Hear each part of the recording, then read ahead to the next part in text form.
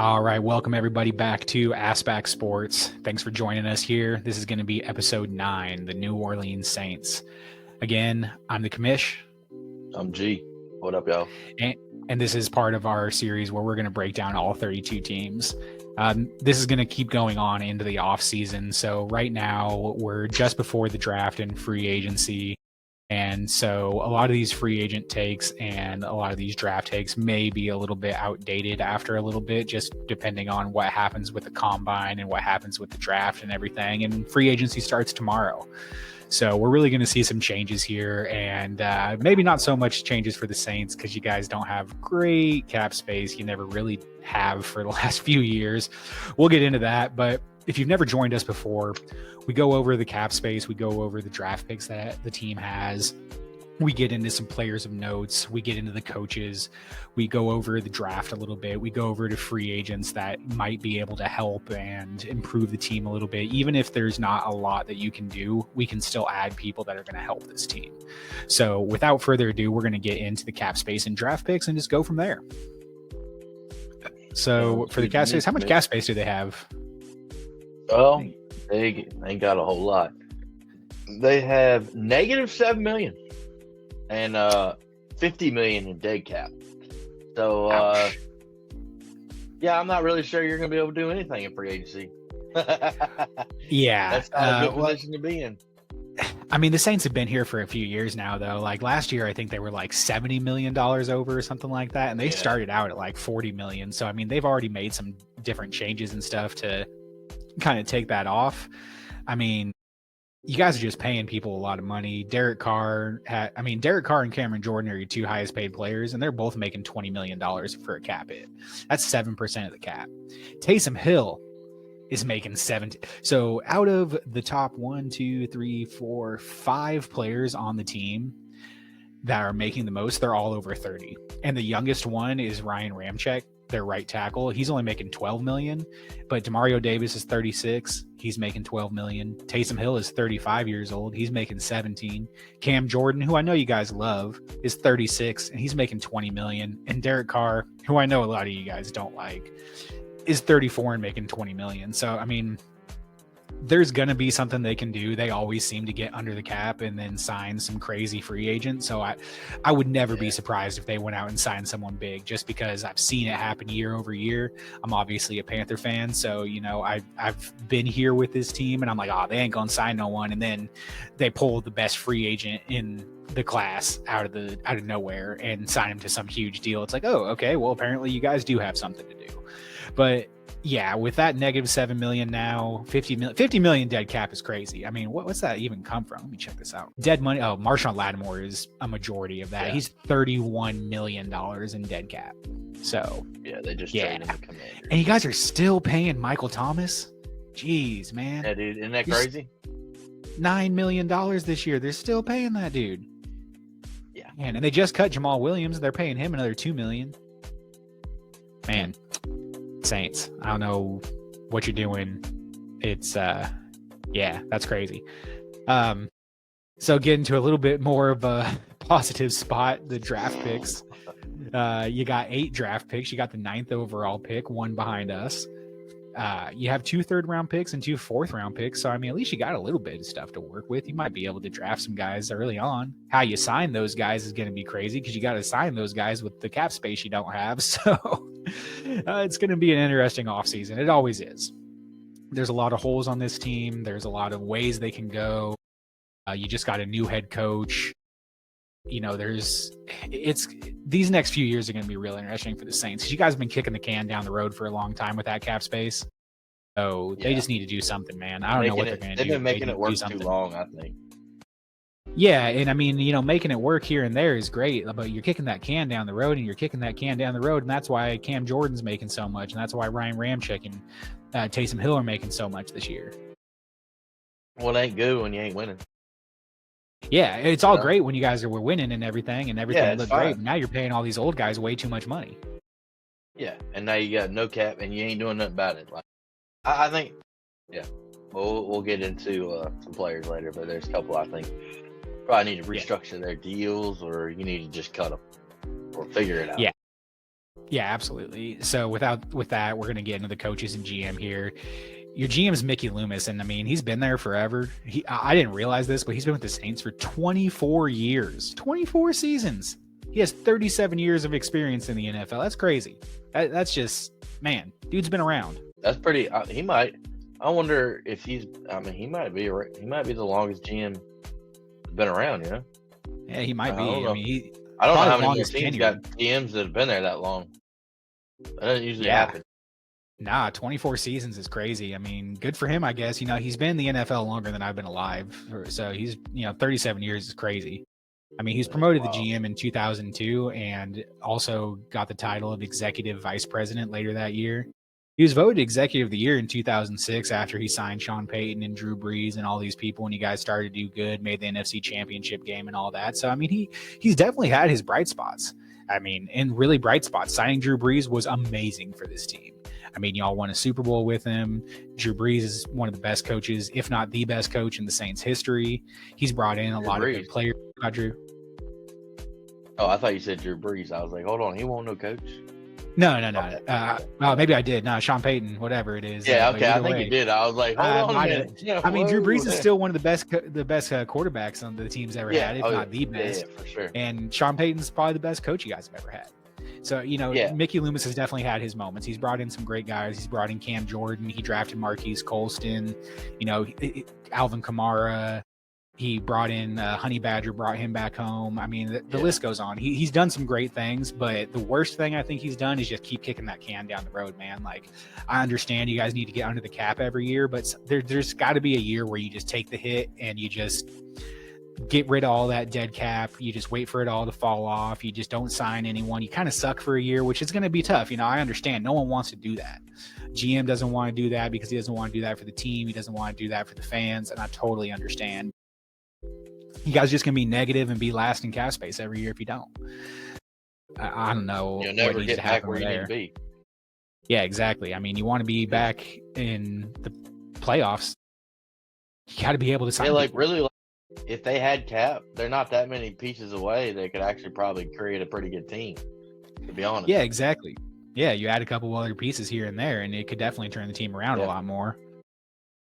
The new head coach, Kellen Moore, is going to be tasked with really improving this team with not a lot of options. I mean, we saw this offseason when they didn't have a head coach. They went through so many interviews, and so many people kind of just said, no, I'm okay, People didn't even want to really interview for it. Mike McDaniels, I think, was the last coach to interview before Kellen Moore, and he pulled himself out of the running for it because he was probably like, man, this is going to be too tough. I don't want to deal with this. And of course, Kellen Moore takes it. He's a young guy. This is what his he has 13 years of NFL experience, but 6 of that was as a quarterback. So he really only has 7 years, which is a long time, I guess, for as young as he is. It's not bad. Yeah. Yeah. So, Philly and Cowboys? OC on the Cowboys? Yeah, Philly last year. Or Philly, this last season, he won a Super Bowl. Yeah. And then before that, he was the offensive coordinator for the Chargers. And then before that, he was the offensive coordinator for the Cowboys.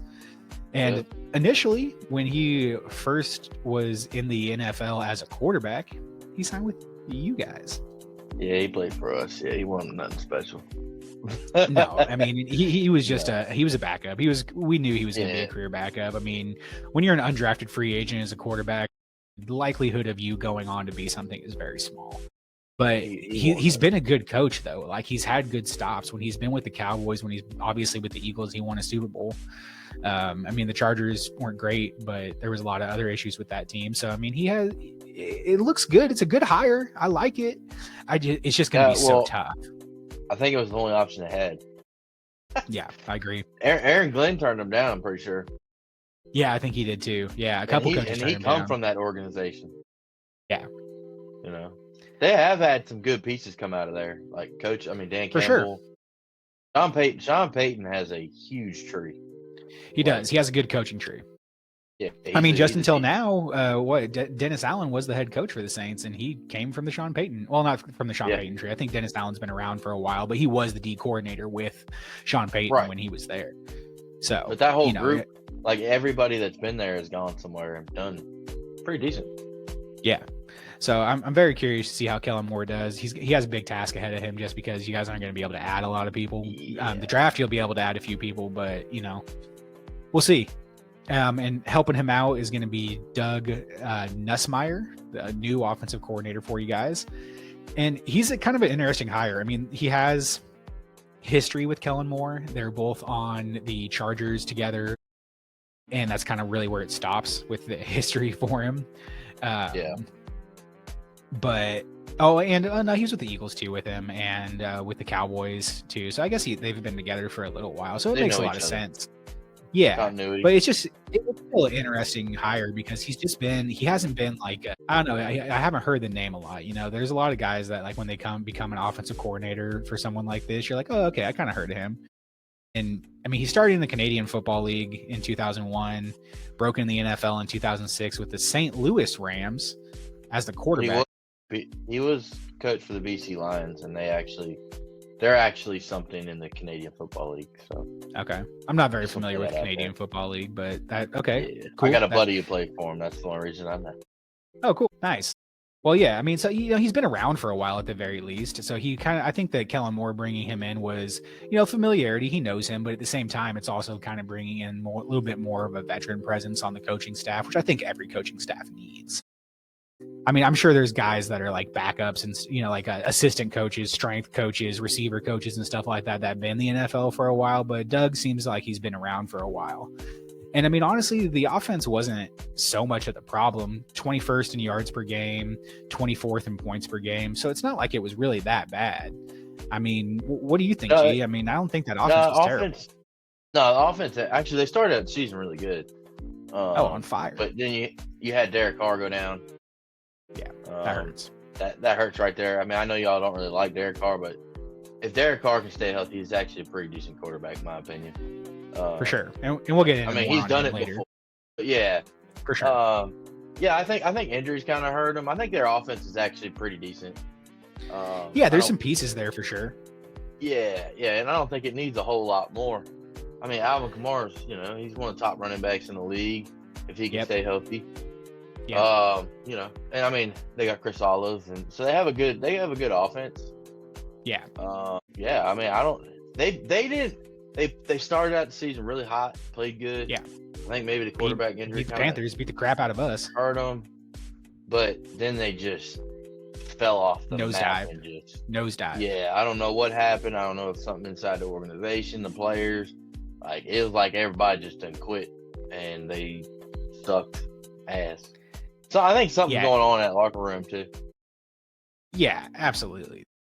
I don't know what's happening there, but I mean, yeah, it's pretty crazy how big of a difference it was, how big of a change it was so the fact that they cleaned house is a good thing. I mean, like, as much as we say they need to start over and they need to just like change, this was the best. This is the first step in that. I would love to see them just like really clean that cap up, restructure some maybe not even restructure contracts, because restructuring contracts typically is kicking the can down the road, like I said.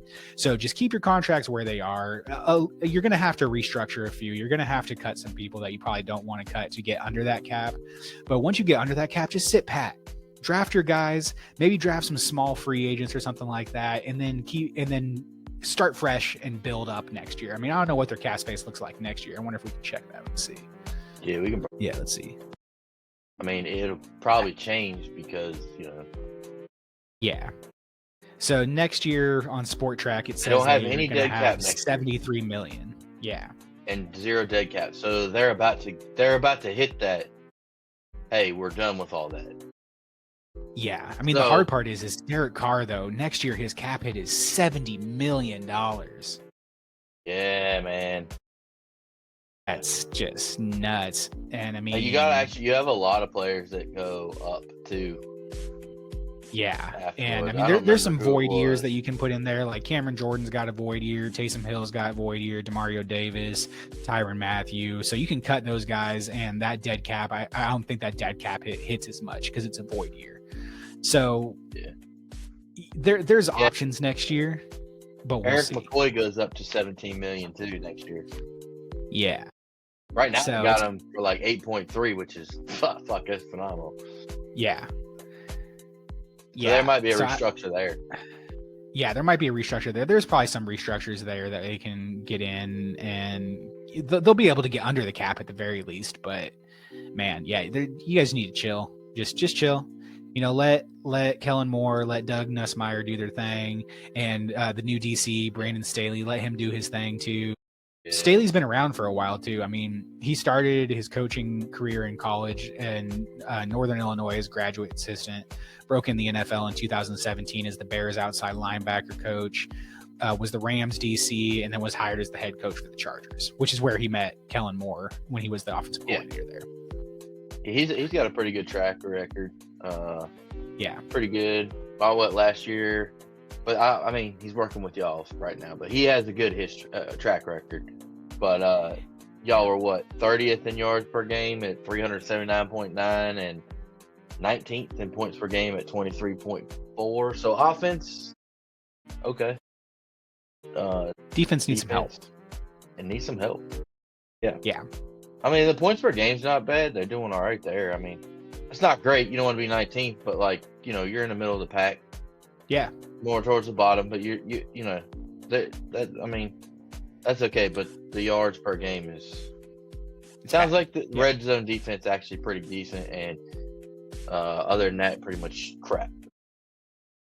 But yeah, I agree. I mean, let's see. I mean, the Lions played like that too. I mean, we let people, get down the field, and then we lock you down in the end zone. You walking away with a field goal. That's not necessarily a bad thing. So, but I mean, I think Staley he'll do a pretty good job. So I think, he's an experienced defensive mind. He's been around for a while. He's seen a lot of different looks and everything. So I think that he can really bring the best out of some of these guys that might be a little bit younger or might not be great. Maybe he can build them up a little bit, which is what you're going to need. You're going to need a guy that can work with not as much. And I think he'll be able to do that. I think that as long as you guys have patience and you keep this coaching staff around for a little while, which it seems like the Saints have patience. I mean, Mickey Loomis has been there for 24 years. So that's the definition of patience. So I think that as long as you guys have a little bit of patience, this staff is pretty solid, and I think they can really make something in a couple years. I mean, as a Panther fan, I hope not. But at the same time, I do hope that they do. I don't want to just be in a league where everybody sucks and we just run over everybody. It's great to have good competition with everyone. I mean, you come from the NFC North where everybody is good for the most part, Yeah, we got the best division.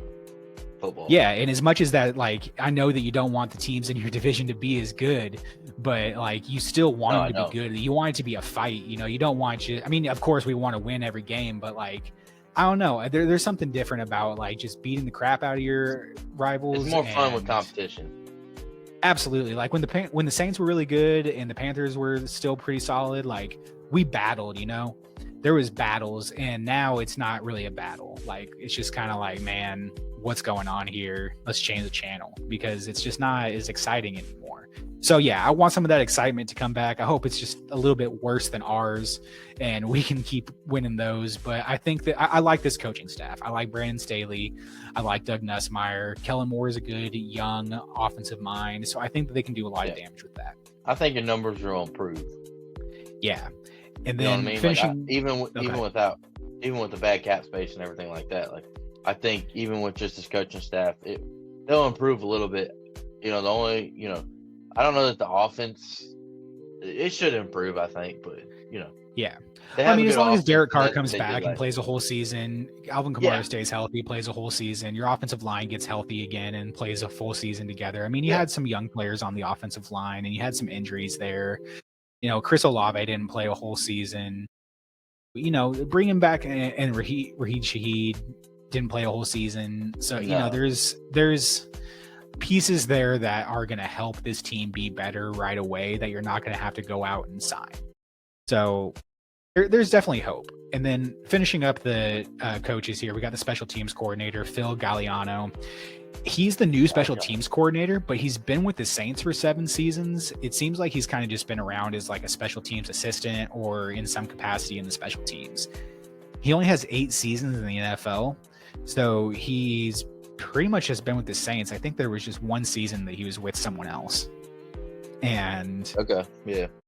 He's been, but besides that, though, he has 25 years experience as a coach overall. He spent a lot of time in college. So he's been around for a long time, and he's been a special teams guy the whole way through. And I mean, I'm not going to go into it because he has a lot of different, he has a lot of accolades. His special teams have been pretty good no matter where he's been, whether it's in college or it's in the NFL or anything like that. He's had good success. He's earned his way up, so now he's going to be the special teams coordinator. They're going to see what he can do. So I think it's a good thing. I think your numbers will improve there too. Yeah, well, and we've talked about it in other episodes too. Is he's a returning coach, so it's that consistency. At least you have one person that's been there and has seen how this team has been, and I think that's really good because at the very least he knows most of these players on this team, and he can sit back there and he can kind of help these new coaches out and be like, hey, like this guy's good at this guy's good at that, this guy's a little bit bad at this, he needs to work on this, stuff like that. So I think having someone that's seen a lot of the team firsthand besides the GM that's been there for so long is a really good thing. Oh yeah, definitely.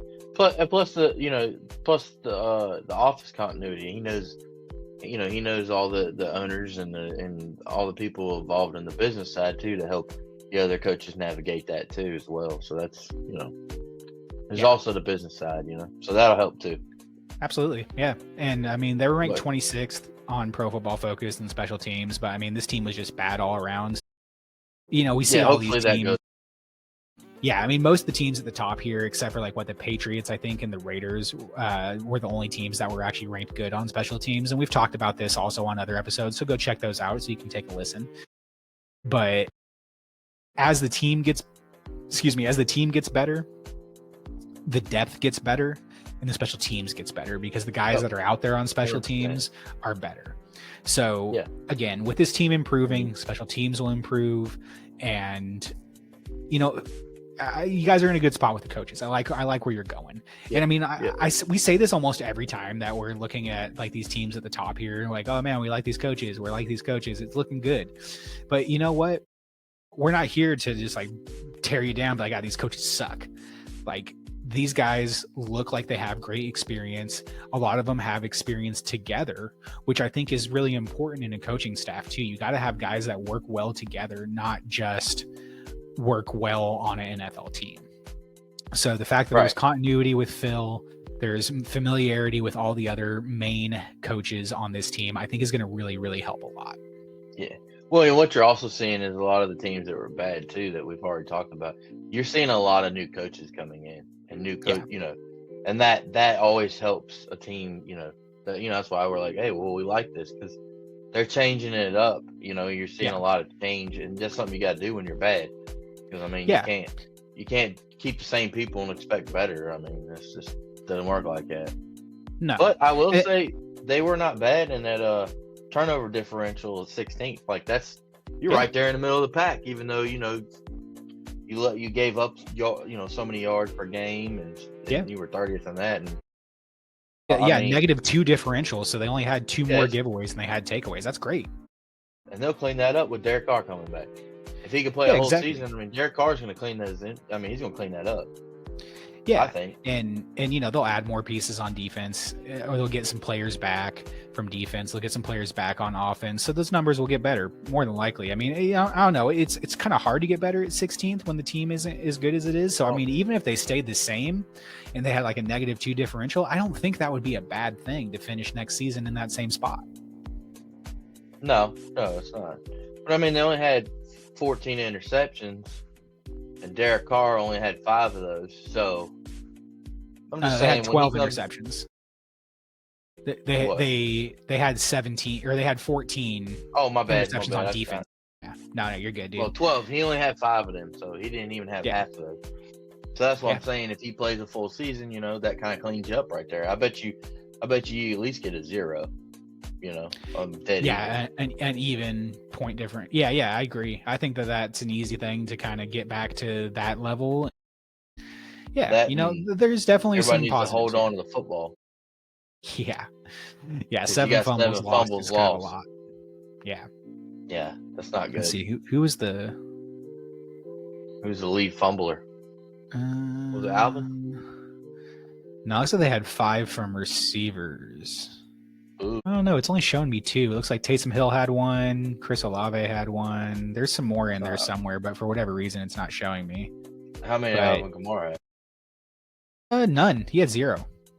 Yeah, well, okay. My bad. Yeah. Sorry, I'm sorry. He had 1 receiving fumble, and then he had none rushing. So still only 1. Not bad.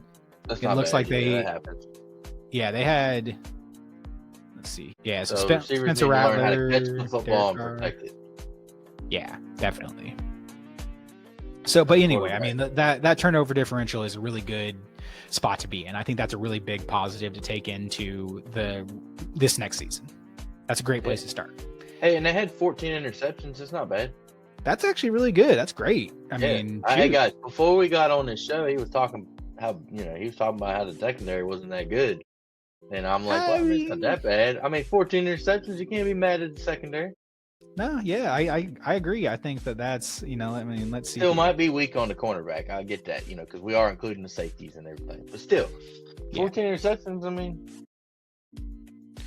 Well, and I mean, Paulson Adebo, who only played 7 games, had 3 interceptions, so he'll be back hopefully and get some more interceptions and be better for you guys. Honey Badger does what Honey Badger does. He had 3 interceptions. Your other safety had 2. Jonathan Abram, another safety, had 1. Cameron Jordan had 1. I mean, they had some good interceptions, and exactly. That's a great thing to start with. I mean, if you can't start nowhere, you got to, starting with interceptions is a great place to start. Hell yeah.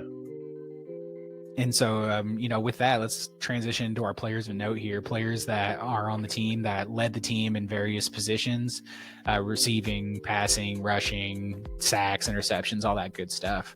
And for this first one here. Oh, Derek Carr, guys. Obviously, the man. You might hate the man. But really, I don't think he's had a fair shot. Just want to say that out first. He's always getting thrown to different teams, getting hurt. But I don't think he plays that bad. I'm not saying he's, one of the better quarterbacks, but he's a good quarterback. He's not a great quarterback, but he's still good enough. He led the team with 2,145 passing yards, 15 touchdowns, 5 interceptions for 38 out of 75 quarterbacks, which is not great. But then again, he did miss 10 games.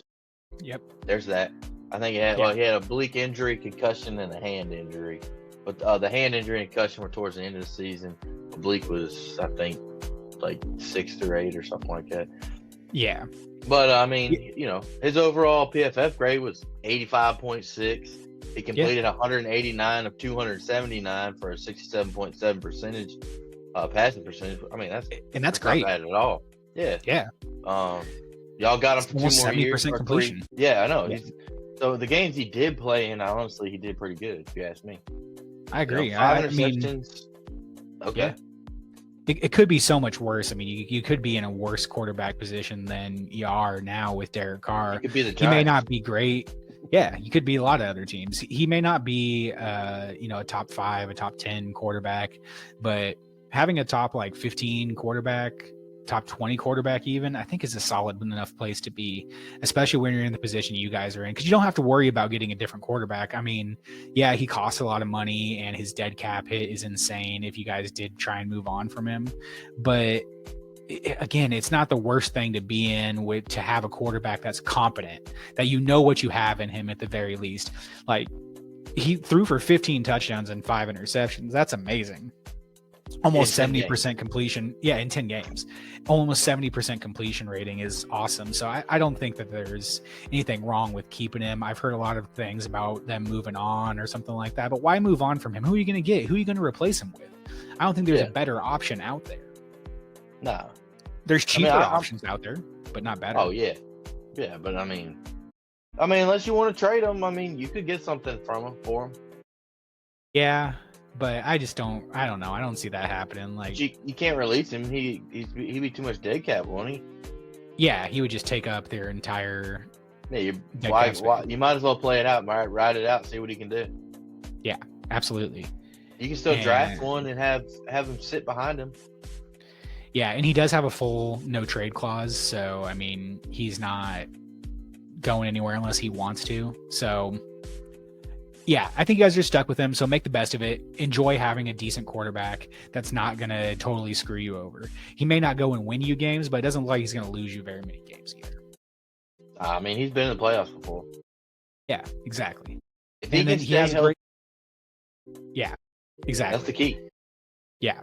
And so hopefully he does. You know, you got to improve that offensive line a little bit, and we'll talk about them a little bit here coming up too. A great piece for Derek Carr to have, who I love and hate, is Alvin Kamara. I love and hate him because, I mean, you guys are one of our biggest rivals, honestly. Like, and so I hate to see them do good, but I appreciate it, man. Like, when Drew Brees' book came out, I read his book. I love Drew Brees. I loved seeing all of that stuff. So I can appreciate Alvin Kamara. And I mean, he's been amazing for his entire career. Averaged 4.2 yards a carry last year, led the team with only 950 rushing yards. But I mean, yeah, it's not a lot. He still did great. Yeah. But he still did great. 4.2 yards average. Go ahead.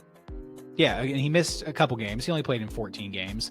But no fumbles, 6 touchdowns, also second on the team in receiving yards with 543. So you put that in there, and he's at pretty much 1,500 total yards on the season and 8 touchdowns and only 1 fumble. That's pretty good. Yeah, I mean, he's playing wide receiver and running back for everybody. So yeah, and he signed a contract extension for two years this last season at $24.5 million. So you guys have him for a couple years. You locked him up, and that's great. Yeah, especially since Shaquan Barkley just got paid, guys. You signed him. You guys signed him just in time. Yeah, it's too bad it won't for like 3 years, because yeah. But hey, that's still a great piece to have. Yeah, he's worth every penny too. Yep. And his Pro Football Focus grade 73.7. He was 22nd out of 47 running backs. That's awesome. You know, I mean, having a good running back is important now. You know, we went through that 1 or 2 years where everyone was like, the running backs aren't valued as much. We don't need a good running back. You need a good running back. Without Alvin Kamara on this team, where would you guys be? You'd be nowhere. This team would be first pick, no question, worst offense in the league, because he does everything for you guys. And I know you appreciate him. I know you guys love Alvin Kamara because he's been so good for so long, and he's going to keep being so good. Yeah, he's solid. It's hard to replace. He's a more than a solid running back. He's a special running back. You don't find many of them, to be honest. Like, he can catch, he can run, he can block. He can do everything. He is a team player. You don't ever hear anything about him being like a cancer or anything like that. He just keeps his head down and he grinds. And that's what you need when you have a team like this, is you need that guy that's just going to be a grinder. And you know, they had Jamal Williams behind him, and they didn't really use him at all, which is unfortunate. I mean, I know G had him on the Lions a couple years ago, and he led the league in touchdowns and everything like that. So they got rid of him. They did cut Jamal Williams here just a couple days ago. So they're going to have to find someone else to back him up. All I got to say is Jamal should have took the money we offered him. Yeah, I mean, he probably should. He wanted a bag. He wanted a bag. He didn't want to play for a winning team. So yeah, sorry, bud. Not sorry at all. Loved you when you were here, but fuck you because you left. Yeah, and I mean, they have Kendra Miller too, and he's a younger player, and I've heard some stuff about him, and he seems to be a pretty solid guy. Like, he was drafted in 2023 in the 3rd round, so they obviously liked him enough to draft him in the 3rd round. That's a pretty big thing. You know, you don't draft a running back in the 3rd round if you don't think they're solid. Again, only played in 6 games, only had 148 yards rushing, only good for 3.8 yards a rush, only had 1 touchdown. So it's not like he had stats or anything like that, but I think he could be a good backup to Alvin. I agree. Yeah, and I think they're set. Running back, there's a good position for them right now. I think they're good.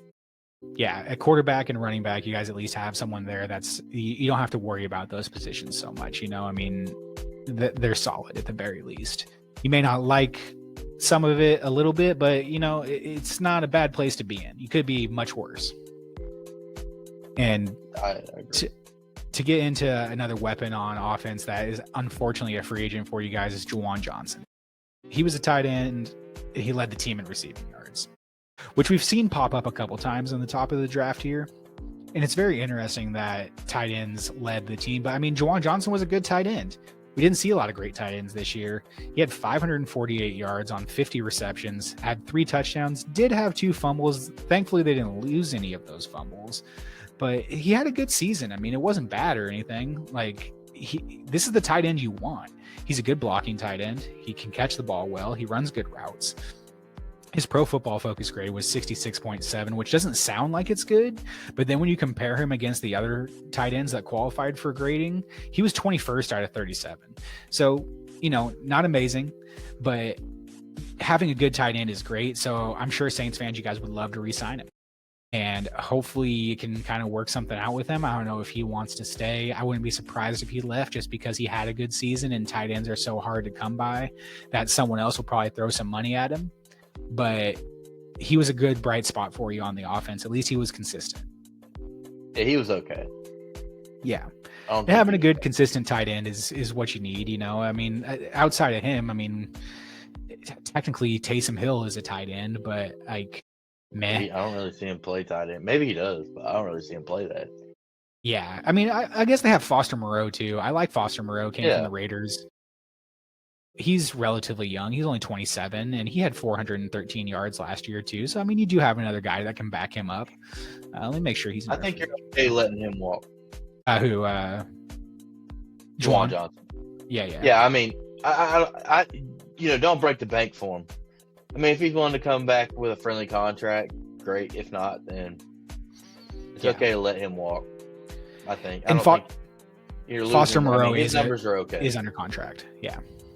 Yeah. So, Foster Moreau is under contract. So at least you have another tight end. So yeah, I think you let Juwan Johnson go again to not spend more on the cap, to keep the guys that you have, and to just work with what you got, get that cap space, and not kick the can down the road and sign him to some backloaded contract to where you're just screwed in a couple of years. So that'll be good. And then who's their leading receiver though? G. Mr. Chris Olive. I like him actually. Oh, I love it. Yeah, I call it whatever. I got my own names for these people's. Okay. Yeah, it's all good. I love it. Is he a free agent though?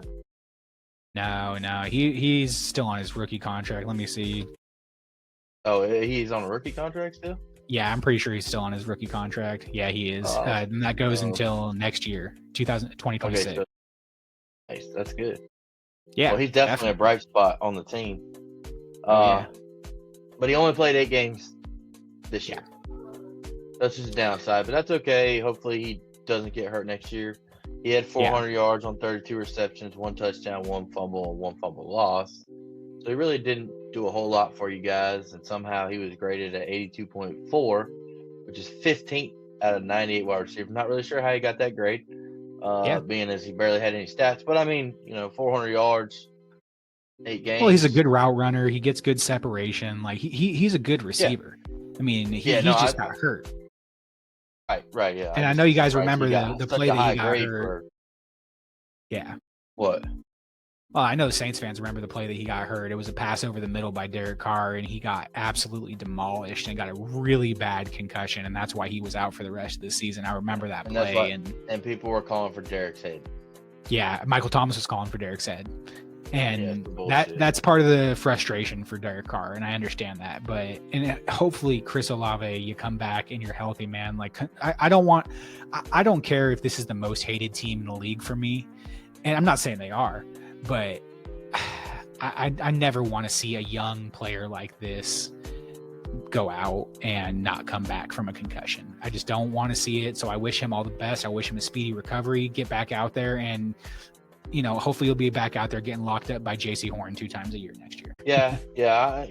I feel bad. What? God, just getting locked up by JC Horn. I had to throw that in there. Yeah. You got to throw your shots. I got to throw my shots. You were worse than they were. Okay, so. Yeah, by 1 draft pick. Still, don't worry, Saints fans. Okay. Yeah. But you guys both are bad teams. Come at me, Saints fans. Let's go. Come on, I want to talk. Let's have it. Yeah. I'm down. I'm down to defend my team against you guys. I'm always down to talk sports. So, let me have it. Hey, I mean, Saints fans, you might have the better quarterback. Same. We'll see. All right, we can make a whole episode just on talking shit with other teams, I mean, God, man. No, I know we definitely could. Yeah, I definitely could. Especially now that, the Lions, we finally on the top. You know, Yeah, I've been on the bottom finally. so long. I got a lot of So shit to say long. to a lot of people who were hating on us for years. Yeah, well, I mean, the hate was deserved, though. You guys were pretty bad. So. Anyways, I don't want to get too far off subject there. Let's talk about another bright spot on this offense. You did a lot of looking into on this guy, so I'm going to let you handle this one. I like Give this it to guy. me. This is your best player on offense. Okay? I mean, you know, Alvin Kamara is great. So, you know, maybe that's the only debatable one. Eric McCoy. All right. He had a PFF grade of 94.2, number 1 out of all centers in the NFL. Ranked number 1. Also, the number 1 run blocking center in the NFL. Yeah. So, and he had no sacks allowed. I mean, dude's a baller. You need that. That's a staple piece right there. So Absolutely. I mean, you know, that's great. You know, I love that. Yeah. Alvin Kamara needs him. You know. Yep. That's why I say he's probably your best player. If you don't have him, you know, Alvin Kamara might not do as good. Yeah. You know. So and he's locked up till 27, I think. And he's right now. You're only paying him. Every game. I don't think he did, but he played. I think he played most of it. He played like 300 something snaps or 200 something. Yeah, 293. Yeah, I know he missed a few games, so you know he'll come back and yeah, exactly. I mean, he's they're only paying him $8.3 million this year, which is crazy because he's the best center in the league right now. Yeah, I mean that's and second round pick in 2019 for you guys, so he's one of those homegrown talents that you guys have grown. He's only 27, so I mean, still young. Yeah, I like he him does go up. He's 17 million the next 2 years, but even then, that like. For an offensive lineman, you know, who's the best in their position, you know, that's great. Really not bad because you could be paying like $24 million a year. Yeah, definitely. So, you love having Eric McCoy there. Like we said, you know, like there's spots here that it's like, okay, like this is not the worst place in the world to be. Eric McCoy, Derek Carr, Alvin Kamara, Chris Olave. There's pieces, and not every team at the top of the draft like this can say that there's pieces like this. No. And that's a solid piece, and so that's some of the hardest positions to find too. Oh, absolutely, great spot, definitely. And I mean, you guys have other good linemen too. Like, you know, I don't want to not talk about Cesar Ruiz, your right guard, who, I mean, he didn't grade out amazing or anything like that, but he's relatively young. He's only 25, drafted in 2020 by you guys in the first round. Solid. I mean, 25th out of 77 guards. In his total grade, 67.6 on Pro Football Focus. So, I mean, not bad at all. Like, he's a good spot. Your left tackle, who was a rookie last year, Talisi Fuaga. He did good. Yeah, I mean, he didn't grade out amazing or anything like that. 49th out of 81 tackles. Good for a 65.7 grade. Yeah, exactly. And that's awesome. I mean, he's not a bad player at all. He's a rookie. He's going to come into his own. He's going to help solidify that left tackle position. And he's just going to get better, you know, and let's see here. I mean, he had kind of a lot of penalties. He allowed 6 sacks. So, I mean, his stats aren't great, but again, he was a rookie. Playing left tackle as a rookie is not an easy thing. And I'm pretty sure he didn't start every game at left tackle. I think that there was a couple games that he didn't play right away. I'm not sure. You know, so there's good pieces on the offensive line. And then Ryan Ramczyk, I mean, he's a little bit older. He's 30. You guys drafted him 32nd in 2017. And I'm pretty sure he was hurt for most of this year because he doesn't even have enough grade. I don't think he played this year. Yeah. So you'll get him back next year too, and having a good right tackle, having now a second year left tackle, a good center, a good right guard. Your left guard needs a little bit of help. You know, he wasn't great. What's his name? Nick Saldivari. He actually was really, really bad. His pass block grade was 38.5. That's pretty terrible. So, you know, you need to get a better left guard there. And, you know, it wouldn't be a bad thing to maybe get a backup for your right tackle. And maybe we'll talk about that a little bit in the draft and in free agency here. There's options for you guys though. But again, it's not all just dread and this team sucks. No, there's some bright spots for sure. Yeah. And that finishes up the offense. Yeah. Let's go talk about some defensive players. Go ahead. So the first player on here I'm going to do with your sack leader, Brian Brees. it's so interesting because he had 7.5 sacks to lead the team. He added 25 tackles. He played in all 17 games. He had 7 tackles for a loss, which is cool. 3 passes deflected, 1 forced fumble, and a blocked kick. But his Pro Football Focus grade was absolutely terrible.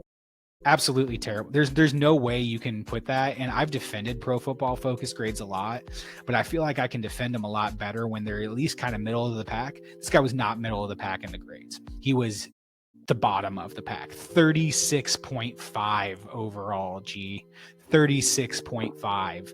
Good for 203rd out of 219th. And the worst part is he wasn't even your worst ranked defender. Your worst ranked defender was Alontae Taylor, and he makes this guy look good because Alontae Taylor was 116th out of 116 for cornerbacks. Dude, yeah, I don't know. But Brian Brees, like, cool, you got sacks. Don't think you did anything else, though. And really. he was... 7 tackles for a loss. That's good. Okay. But yeah, not bad. I don't know what you're doing. Yeah, I don't know what you're doing. You ain't producing. There's something wrong there. I mean, let me just pull it up. I just want to see what. Yeah, I mean, there's got to be. What's going on? He had a forced fumble and a block kick. It's because his run defense is terrible. He was ranked dead last in run defense, 140th out of 140. That's not good. There it is. I mean, he wasn't ranked great in the pass rush either, so it's not like he was. Yeah, he was just trash. I know he's young and everything because he was drafted in 30th overall in 2023. He's only 23, and I know he had some injury issues. So, I mean, he can't not grow. There's not really anywhere else to go but up from here. And I mean, yeah, you need to get other pieces on that defensive line too. I mean, Cam Jordan, I know you guys love Cam Jordan.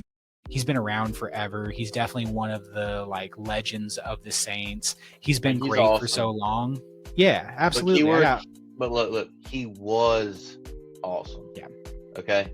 Absolutely. This year, booty cheeks. Yeah. He's going to be 36. Compared to good Cam Jordan. Yeah. All right. Like, he's definitely fallen off. Yeah. And you're paying him way too much money. Yeah. I mean, you drafted him in the first round in 2011. It's time to be like, hey, man, like, I think it's time that we pay you less money because you're not producing and you're just killing our cap. Yeah, I mean, I don't even think this is a restructure. You want to win like or not? Earlier, a lot of restructures are kicking that can down the road. It needs to be like, hey, you need to take less money because we love you and we respect you and you're a leader of this team. I got nothing bad to say about Cam Jordan. Again, I love to hate him because I can respect the player. I can put my biases aside and say like, damn, Cam Jordan has been good for so long.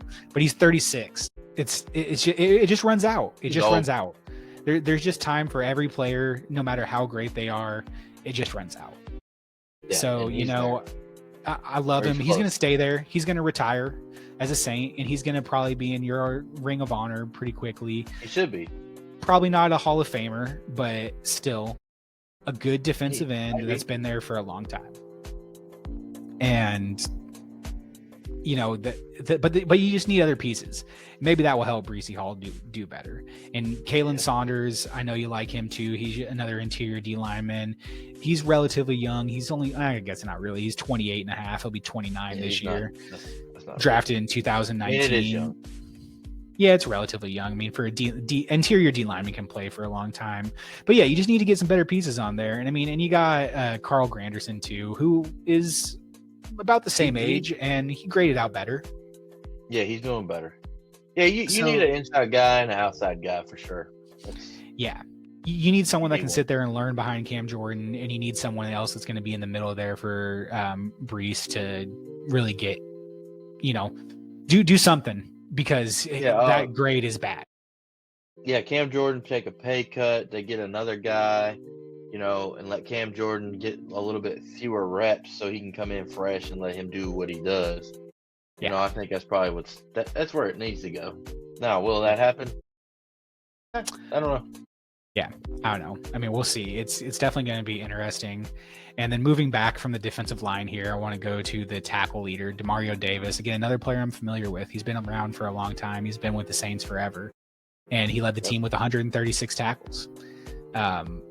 He was drafted in 2012 by the Jets, and he came to you guys a while ago. He's been there for a long time, graded out great, but he's getting long in the tooth too. I think that's just kind of part of this defense not doing great. Yeah. This defense not doing great is because it's just starting to get old. This whole team is starting to get old.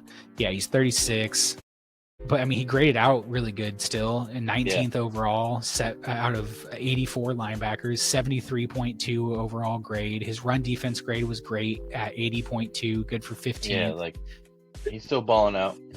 Yeah, I mean, not bad in coverage either. 63.4 grade, good for 21st out of 78. So it's not like he was a liability or anything like that, but he's just he was okay for sure.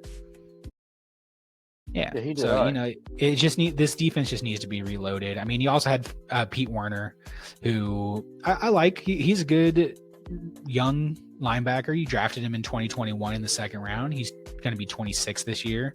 Ranked 28th out of 84 linebackers. Good for a 69th overall grade. Again, his run defense was great. His pass rush grade wasn't good, which you don't really need too much from a linebacker. His coverage grade was great.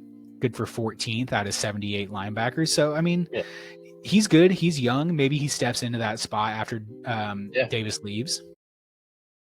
Yeah, I agree with that. There's again, we've said it a few times already. There's pieces on this team that's like, okay, there's something there at the very least. You're not totally barren, which a lot of these teams can be totally barren and just have nothing when you're at the top 10 in the draft. So there's pieces there. They just need to improve. But again, without any cap space, you're really going to have to just nail the draft for the next couple of years. Yeah, definitely. So we'll see what happens with that. Another couple players I want to just run over really quick because these players. This next one is tough because Honey Badger led the team in interceptions. Yeah, he did with 3 interceptions, and that's great. And Honey Badger's a legend in this league. For the Saints because he's from New Orleans. He was there when Katrina hit. I got nothing but respect for the guy. But he's getting older too. I mean, he played in 17 games. He's 32. And he didn't grade out great in Pro Football Focus. No. And again, I'll defend. I'm going to defend Tyrann Mathieu on this one because I like Tyrann Mathieu. Again, like I said, I have a lot of respect for these players because I can differentiate between my rivalry and this is a good football player. Tyrann Mathieu's been a good football player for a very long time. He's getting old, and that's probably what most of this is. And on top of that, their secondary was not good. So, a 60.5 overall grade, good for 65th out of 98 safeties, isn't a good look. His coverage grade was 63rd out of 96 safeties, so not great. His run defense, 64th out of 93, good for a 65 grade. He's just fallen off. Yeah, but he's having to do a whole lot more with that, help hold that secondary together. He's not going to play good if you ain't got good corners because then he's over here trying to do more than he should. So I think, Absolutely. And he just come off of an 81 point something grade from 2023, so I don't think that he dropped off that much. I think it's just an overall, the backfield needs some help. Yeah, I agree. And then Jordan Howden, your other safety here, was good. Oh, go ahead. And not having a Honey Badger too. Yeah, but yeah, Jordan Howden was good. He was your other safety here. He graded out 67.9, good for 34th out of 98 safeties. Coverage grade was pretty solid, 42nd out of 96 out of 63.5. He was a good run defense safety, 23rd out of 93 safeties, good for 77.2. So you guys have a good run defense. I've just, all these guys that I've mentioned, I look at their run defense grade and it's pretty solid. And that's not a bad place to be. If you can stop the run, at least it gives you something you can stop. Now, again, just like G said, that secondary needs some help. And I'm sure you guys will get it. They'll address some spots here, and we'll see what happens. I don't know. They're just like I said, they're just getting old in the tooth here. Yeah. There's some young pieces like Rashid Shaheed, Talisi Flaga, Kool-Aid. Yeah, I like Kool-Aid too. Yeah, Kool-Aid ought to get better. Yeah, he didn't grade out great, but it honestly wasn't terrible. I mean, 51st out of 116 corners. Yeah, I mean, a lot of times corners don't do good their first year. Yeah. So. I mean, think that's a bright he was a spot. rookie. So yeah, I mean, I think that's a good young piece to have in there. And yeah, so I think that this defense, and I think the team can really kind of rebound relatively quickly as long as you continue to do good in the draft here. But I don't know. Yeah. I mean, yeah. I think the So whole with team this, can rebound a little bit. Is Derek Carr's got to stay healthy. Everybody's got to stay healthy. If everybody, if the main players stay healthy, I actually think this team would do pretty decent. They're not, especially if they add a couple pieces. Yeah. In the draft because you don't have any money. But Yeah. but at the same time, I mean, they could be competitive next year, for sure. For sure. Yeah, and with that, we're going to get into probably the quickest section of this podcast here for the Saints, at least, is the free agents. And we're done. We're going to go into the draft. Yeah, you got no money. You're broke. You're broke ass of shit. And well, you can window shop all you want. Absolutely. But ain't nobody coming to play for y'all. I mean, I say that, but maybe the front office figures something out. But it ain't gonna be no splash player. No, I mean, they'll restructure the contracts and everything. They'll open up some money for sure. It's going to happen. It has to. I mean, they have to be under. Yeah, but if they sign a splash player, well, fuck it, y'all are fucked. That's all I got. So I doubt they go with any kind of splash player in free agency. I think it's going to be just, like they're going to pick up the kind of maybe guys that were injured, sign an approve it deal, want to play with a new head coach, maybe someone that they like on the coaching staff, or maybe they're from New Orleans, they're from the South, they went to LSU. There's going to be players that you sign that are like that just want to play for the Saints. I wish y'all had got your money. I wish y'all got your money straight ahead of time and took Davenport for $4.5 million, so Brad Holmes would fucking do it. Yeah, taking him back. Damn, man, I'm telling you, dude. What a joke. Well, yeah. But anyway, I don't think we really need to go over anybody specifically on here. It's going to be very interesting to see what, if anything, you guys do in free agency. It's tough to really make any kind of predictions here when you just have such, negative cap space. It's bad. It's crazy. Yeah. So you're going to do it through the draft and maybe you find some unrestricted free agents. Yeah. Or undrafted players. Free agents. Yeah, definitely. Yeah. So with that, I just want to move into the draft here. We'll spend a little bit more time here since this is where they're really going to have to focus on this. And for this, what G and I usually do is we usually do a couple of mock drafts here. We use Pro Football Focus Mock Draft Simulator to do this. And that's not necessarily, I don't think they're a bad mock draft simulator. Doing trade backs with them is pretty stupid, so we won't be going into any of that. We're not going to explore anything like that. Even though I don't think that would necessarily be a bad spot for the Saints to do it, because you're at 9, maybe someone falls and team wants to jump the Bears and get someone that they might be looking at. Wouldn't be the most surprising thing in the world. So I could see a world where they second round. Yeah, exactly. I can see a world where they trade back. Like we just said, you're not going to sign a lot of free agents, so you need to have a lot of rookies. So trading back might not be the worst thing in the world. On top of that, though, you do need good players. So, if there's someone there at 9 you can't pass up, I'm not going to blame you for going with that. I'm going to throw this out there, too. If you're able to trade out of the first round, then that also saves you some money because you won't have to pay that first round draft pick money. So if you, I don't think they trade all the way out of the second or out of the first round. If you can get like another second round and a third round, why not? Or maybe but for a team to do that, they would have to be trading for their second first round pick, and they would have to give up a lot for that. So it's not insane. I don't think they trade out of the first round. I think maybe eventually they trade back to like 20 or something like that. I could see that scenario. They trade back to 20 and then continue to trade back. Is that what you're talking about? No, I'm saying you could trade it completely out of the first round. I think this draft's deep enough at what positions they need that you could totally pick up a bunch of. Might be able to pick up 3 draft picks in this draft for the second, the third, and get some players, some pieces. And then maybe add some second and third round picks next year or something like that. Yeah, you don't have to pay that first rounder money. It's not. That's true. The draft is deep enough. They need defensive line, right? Yeah. Well, there's plenty of that. There's plenty of that in this draft. Yeah, Wide receiver. there's edge. There's a bunch interior. of wide receivers in this draft that are great. I don't, there's only one first round talent. I think. Man, there might be a couple, but yeah. Yeah, but I know what you mean, though. I mean, yeah, I don't think it would be a bad thing for them to move back. But yeah, but for the purpose of this, when we do our draft, the trades are unrealistic, so we just draft to see what you got. So if you were to stay with the picks that you got, this is, semi-accurate, I guess. Sometimes you're like, this player's available. I don't think it's gonna. On my mock draft, I had a player available. I mean, I definitely won't take him because y'all should too. But like, is he really gonna make it? I mean, but who really knows?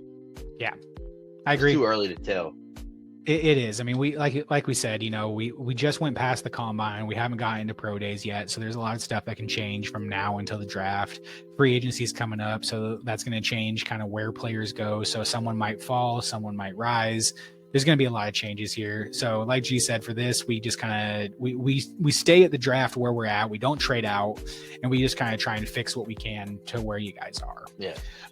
Go ahead with your mock draft here first, G. Let's see what you got. My first mock draft. Let me pull it up here. All right, so my first pick, this is like what I was talking about. McMillan from Arizona, wide receiver, who's probably the best receiver in this draft. He fell to 9. I don't know that he actually falls there, but yeah, he's kind of a wild there. Yeah, but if he falls there, yeah, I'm taking him. Yeah. Wouldn't be a bad thing. In a second, yeah, I mean, you could use another wide receiver, definitely. Yeah. I mean, to put a big dude too. He's like 6'5". He's huge. Yeah, it'd be great, especially for Derek Carr. And so then round 2, I went with T.J. Sanders out of South Carolina. He's a defensive tackle. And inside, and he's pretty solid actually. I think he had like a 83 grade or something like that. But I mean, he's one of those guys that actually might slip up a little bit. Yeah, in a draft. But hey, fix that interior defense right there. Add a nice piece to it. That'll help old Cam Jordan out too. And then round 3, I took Elijah Ario. Out of Miami, tight end. He's actually pretty decent. I think he'll be a pretty good tight end. Y'all need a tight end. Yeah. So, now you got some more offensive weapons. And then for your second pick in round 3, I took Elijah Roberts. And he's an edge rusher, and actually he's going to be pretty good. So right there, you add 2 guys to your defensive line. You add 2 guys to your offensive weapons. I think the only thing I really didn't address is cornerback. But you still got 4, 5, 6, and 7, right? Yeah, definitely. Yeah, I mean, I think they and you had 2 picks in the 5th round. 2 4th-rounders. 2 4th-rounders. 2 4th-rounders. So you could easily pick up. Heck, you could take 2 wide receivers if you wanted to. I mean, who's available? I just didn't do it to the 4th round. So hey, you know what? Actually.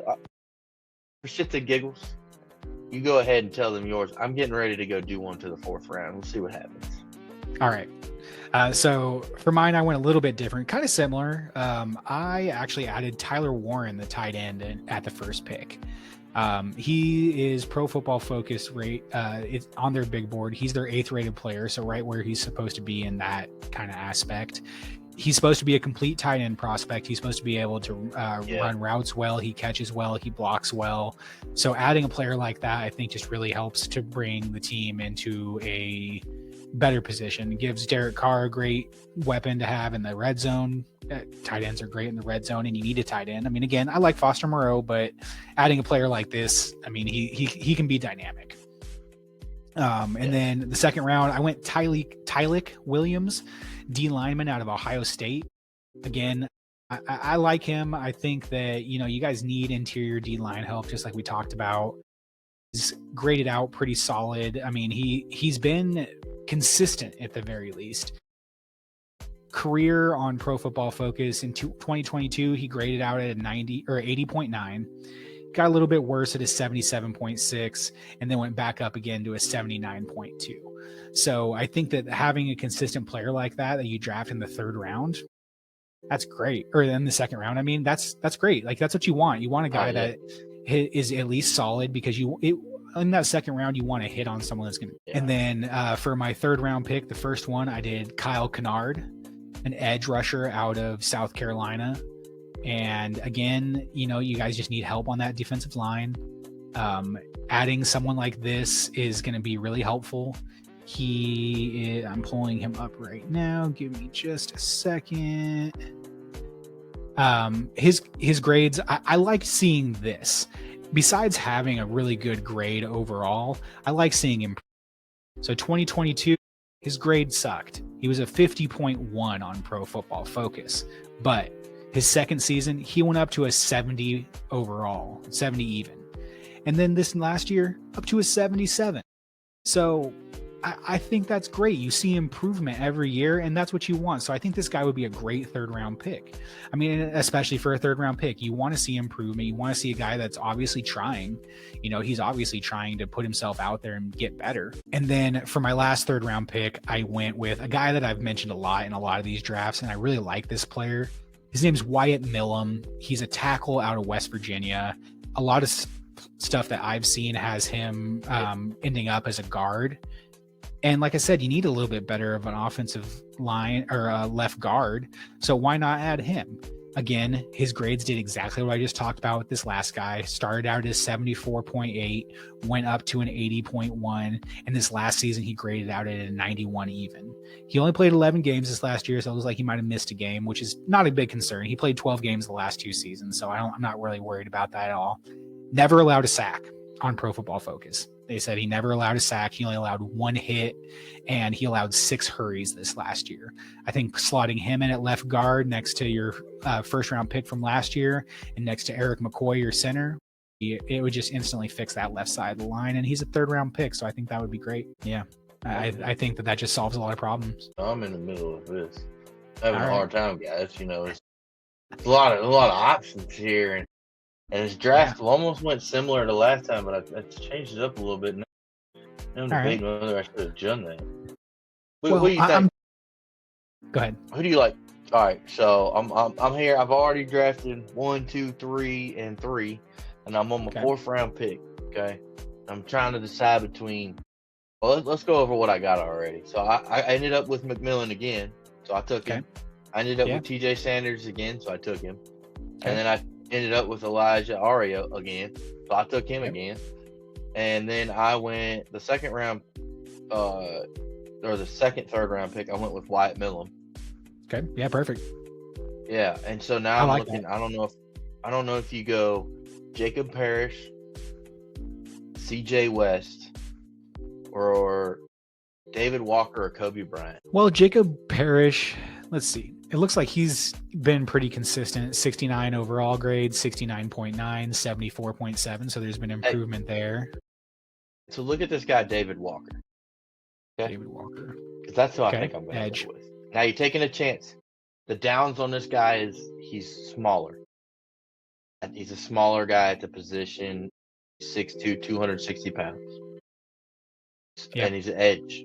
He's definitely smaller, but he grades out. Yeah, 94, 2024, 88, 92. I mean, I think I'm taking a chance on this. But you need a cornerback. Yeah. So it's like, do I take a cornerback or do I take an edge? I'm gonna go with the edge on this one. All right. I'm taking David Walker, and now I'm gonna take my corner. Okay. Hello, Dotson is available from Kansas.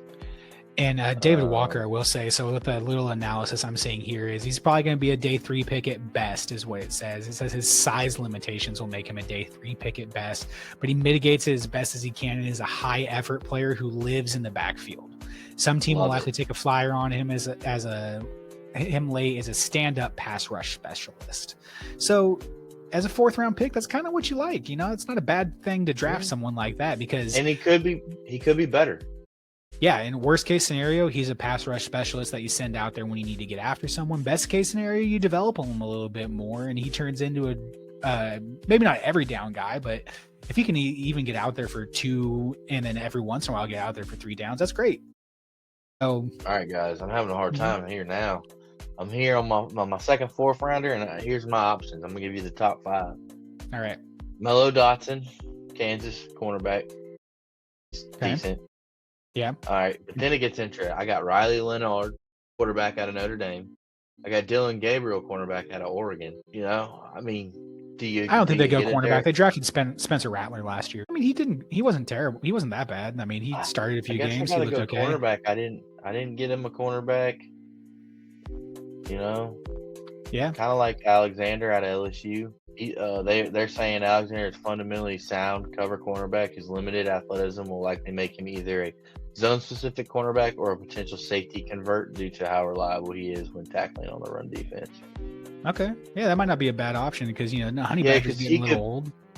Right, and or Tyrann Mathieu. He could potentially be a replacement. Yeah, so Honey Badger. That's Tyrann Mathieu. Oh yeah, duh. What am I thinking? But yeah, you could plug him in if he didn't work out at corner. But you could play him at corner and see how he does. Yeah, he might be a good nickel guy. He might be a good guy to just come in See here what and they say there. about mellow dots. And yeah, if he comes in and he converts to safety, what better place to learn than from one of the better safeties we've seen in the last 10 years? Yeah. So Mello Dotson's more of a man cover guy. So I mean, I think a lot of these late round picks, it's really going to be more like what your coaching staff likes, what they see, kind of what scheme they run, what if they see a position for these guys, if they see a place for these guys on this team, and that's why we always kind of stop at the third round, because these fourth round guys, it's kind of I don't know. I'm going Alexander. All right. So he has potential to be two different good spots. Why not? Yeah. I feel like the Saints play more zone anyway. Well, and I feel like having versatility is a great thing. You want to always have versatility for for fourth round picks. I think is the biggest thing is you want to have versatility. Yeah. So I got a grade of A for this draft. Nice. Heck yeah. So yeah. All right, baby. Hell yeah. That's what's up, dude. But yeah, I really think y'all could get some pieces in this draft. For the future. For whatever. I think it'll be good. So I don't know why I got so dark, man. So, but yeah. So I mean, I think that's the best way to go. I'm with the commission on this. You guys need to just eat your dead cap and just do draft picks and just kind of start over, but not start over. You're got good players, but you're gonna have a year where you can't get nobody. And wait till next year. And once you do that, then you ain't got as much dead cap, and it's time to start signing some people. Make that run. Yeah, I agree. I think that you just kind of eat the cap for a couple years. No, not that, but yeah, just eat the cap for the next couple years. Eat the cap for the next couple years. Get your cap back under control. Quit kicking the can down the road, and then be able to because if you keep kicking your can down the road, you're never going to be able to re-sign your rookies. You're never going to be able to re-sign these young guys. Like Tuliasa Fuaga, he's going to be gone if you keep kicking the can down the road. He was your left tackle. You're going to lose him. You've lost so many players over the years because you keep kicking the can down the road, and it's just going to keep happening. So just eat that cap. And with that, we're going to kind of get into the aspects of the team. If you haven't been here before, if you don't know what an Assback is usually like a third, fourth string player. And this isn't always the case for our Assbacks, but an Assback is a player that's like, coach, put me in. He said, get your ass back to the bench because you suck. So with that, my bad Assback, and it's not a player on the team necessarily. It doesn't have to be. But my bad Assback is going to be Mickey Loomis.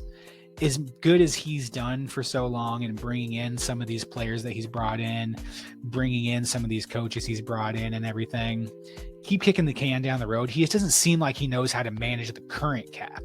He's been around for so long that I think that he's kind of lost his vision in that stuff.